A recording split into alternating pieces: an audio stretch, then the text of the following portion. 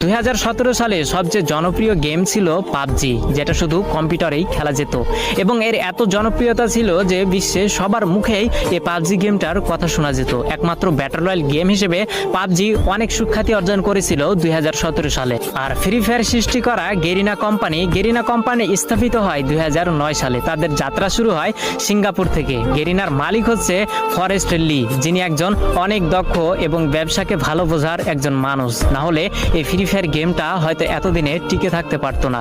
তো 2009 সাল থেকে গেরিনার যাত্রা শুরু হলেও তারা কোনোভাবে কোনো গেমে সাকসেস পেল না, সবকিছুতেই তারা ফেল হয়ে গেল। একের পর এক ভিডিও গেম রিলিজ করেও মানুষের মন জয় করতে পারছিল না। তো 2014, 15, 16 সালে গেরিনা বেশ কয়েকটি গেম মানুষের সামনে উপস্থাপন করে, কিন্তু এত পরিমাণ ভালোবাসা এবং এত পরিমাণ জনপ্রিয়তা পায়নি গেরিনা কোম্পানি ওই অন্য গেমগুলোতে। কিন্তু সবকিছুতেই একটা টার্নিং পয়েন্ট থাকে, যেটা 2017 সালে গেরিনা কোম্পানিকে তাদের মোড় ঘুরিয়ে দিয়েছিল। যেহেতু 2017 সালে শুধু পাবজি গেমটাই ব্যাটল রয়্যাল গেম ছিল এবং মানুষের মাঝে উৎপত্তি হয়েছিল একটা বিশেষ গেম হিসেবে, সেহেতু গেরিনা কোম্পানির মালিক ফরেস্ট লি ভাবলো কেননা মোবাইলের জন্য একটা ভালো গেম উপস্থাপন করা যাক বা মানুষের সামনে ছড়িয়ে ফেলা যাক, যার হাত ধরে কয়েকজন টিম নিয়ে এই গেমটাকে তৈরি করার কাজ শুরু করা হলো।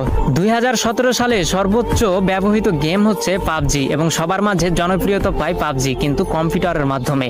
ফোনের মাধ্যমে এই পাবজি গেম এতটা জনপ্রিয়তা পায়নি। সেই সুযোগটাকে কাজে লাগিয়েছে গেরিনার কোম্পানির মালিক ফরেস্ট লি তৎক্ষণাৎ ভেবে উঠলো যে মোবাইলের জন্য একটা গেম তৈরি করা যাক, যে গেমটি অনেক কম দামি ফোনেও যেন সাপোর্ট খায়। তো যার জন্য কয়েকটি টিম গঠন করে গেরিনার কোম্পানি ফরেস্ট লি কাজ করা শুরু করলো। 2017 সালের প্রথম দিকে এই ফ্রি ফায়ারটাকে তৈরি করা শুরু করলেও 23 আগস্ট 2017 সালে এই গেমটাকে পুরো বিশ্বে ছড়িয়ে দেয় গেরিনা কোম্পানির মালিক ফরেস্ট লি, যেটি একটি সিঙ্গাপুর কোম্পানি এবং সিঙ্গাপুর থেকে এর হেডকোয়ার্টার এবং পুরো গেমটাকেই পরিচালনা করা হয়। তো 2017 সালে যখন সাধারণ মানুষ সাধারণ ফোনে এই গেমটাকে খেলতে পারতো, তখন পাবজির জনপ্রিয়তা ধীরে ধীরে কমতে শুরু করলো এবং যেহেতু কম দামি ফোনেও ফ্রি ফায়ার গেমটাকে খেলা যেত, যার জন্য সবাই এই ফ্রি ফায়ার গেমে ঢুকে পড়লো। তার দেখা দেখি পাবজিও 1 বছর পরে তাদের মোবাইল ভার্সন বের করলো, কিন্তু অনেকটা দেরি করে ফেলেছিল পাবজি, কারণ সাধারণ মানুষের মনে এই ফ্রি ফায়ারটা অনেকটাই জায়গা করে নিতে পেরেছিল।